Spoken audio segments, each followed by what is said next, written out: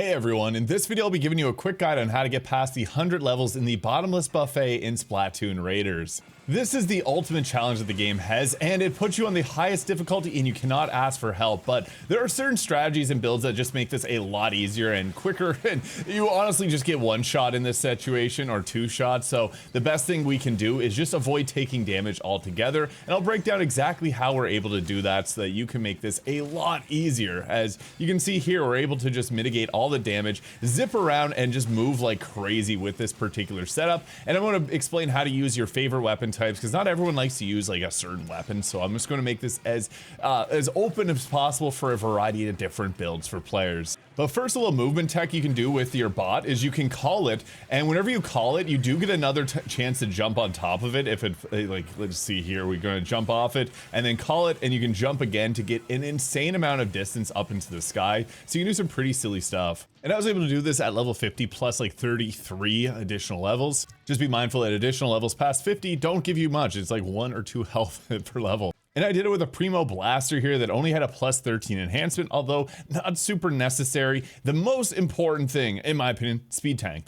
I used to think this was the worst tank in the game, and in all honesty, it just ends up being the best because at the late game, you don't want to get hit. And there's a few really good movement options here. Now, 4 of these are optimal. I like the Flywire. This is one that I always have equipped because you can use this to zip across the room as quick as possible. You can also use the wire length up here, which increases the wire, so you can literally go straight across the entire map, which is huge if you need like a second to breathe. It also has some of the best skills in the game with damage surge, and this is what's so powerful because Primo weapons are the best weapons in the game. You can get a damage boost. This one's only 50%, but it does go up to 100% damage boost, which is insane. So you want that. It activates your tank abilities, which lets you just be a absolute beast in the battlefield, as well as Double Trouble, letting you have 2 charges of this, and we're focusing on cooldown so we can actually get our other gadget back quicker, and this has a 30% cooldown reduction with the max stack here. I pair this with the Jump Bomb because you can use this to get really high. I have the explosion area up because I'm doing a frost build. I found that to be really good. You can get ink resupply on this so you don't run out of ink. Slow fall so you just fly up into the sky and drop slowly. Double Trouble again, and the freeze here is 100% freeze. Now, with my particular weapon, the level 3 Icebreaker makes it so that frozen targets take 5 times the damage, and a blaster does a ton of damage. So this is a very nice setup, although not necessary. I've also had luck with like a fire setup, but in my opinion, these two are the best for clearing the last levels. I also do like the blast boot because it can also give you that increased damage surge here, so you can get yourself like a 50, 60, or 100% damage boost. It also only has 1 charge, but it can freeze. It can also resupply your ink. I just found it to be not as good as the Jump Bomb in the late game as it is earlier on in the game. The Dash Bomb is another consideration because it has similar effects. Damage surge is just so good with 100% damage increase. Massive boost to your damage because basically you pop this, you're doing a ton of damage, get in, get out, delete the big targets that you're going against.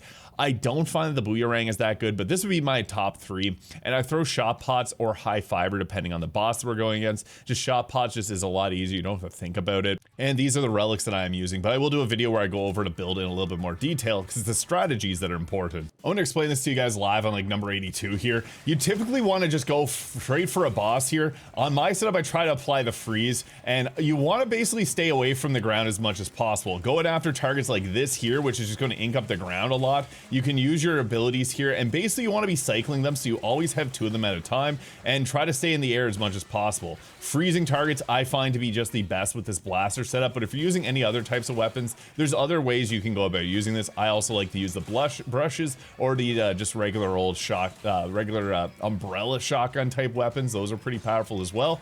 But yeah, you basically just want to be moving around looking for the most like the biggest target to go after is typically going to be like the sniper towers, so you're going to go after those. There's other targets too, whatever your weapon doesn't counter very well, and you're going to be just zipping around just like this. That's why the speed tank I think is absolutely the best choice for the depths, just because you can just get in, go after these annoying targets. Like these ones aren't too bad. I'm just mostly looking for like these bomb guys. You can actually really easily explode these because you can get a upper hand on hitting them. We have a laser beam guy that I gotta find here. I'm talking to a camera, so it's not ideal gameplay here, but yeah, you want to be moving around as much as possible to avoid these targets and get in, try to apply the freeze to give yourself a bit of breathing room if you're getting overwhelmed by them. But yeah, this is all about just survival, not getting hit, because you get like taken out with a couple hits.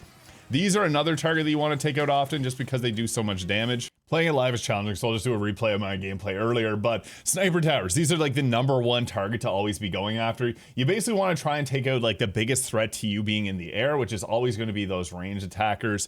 There's a few others that we want to be watching out for, namely like the bomb tossers and any of the big sharks that have the lasers that they shoot at you. Those are some of the most annoying to deal with, so you're always going to go after them first. And whenever you're in a danger situation, try to just get yourself out of position as much as possible so you don't end up getting splatted there, because that obviously is not ideal. You want to use your mobility tools. I typically try to save one in the tank at all times. But yeah, you're always going to be going after your biggest threat here. This one has a lot of the sniper towers, which is our biggest weakness. So I guess this is a good option to showcase it and how you want to kind of juggle yourself around. Always be moving to try and recharge your gadgets as well. And yeah, you're just trying to bounce away from every single threat that comes your way and try to group them up into a single area. The nice thing about being in the air is you can use Fry's Showstopper and just hit a huge area of effect once you have a optimal amount of them grouped up. So for example, here, there's a large group of enemies, so I popped it there, and I just run away whenever I drop my ultimate there, so it destroys all the targets there.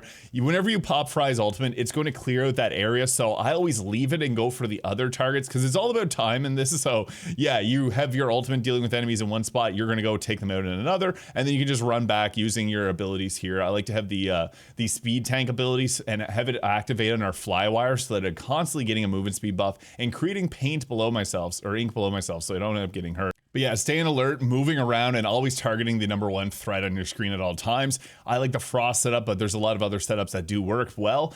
So yeah, if you have any questions, feel free to leave them in the comments below. Hope this guide has been helpful, at least with giving some ideas on what the high-end gameplay looks like. I will do a build guide where I go a bit more in depth, but I just want to give some quick tips and tricks to help get to the bottom of the bottomless buffet in Splatoon Raiders. If this video is useful though, hit the subscribe button below, and I hope you have a great day.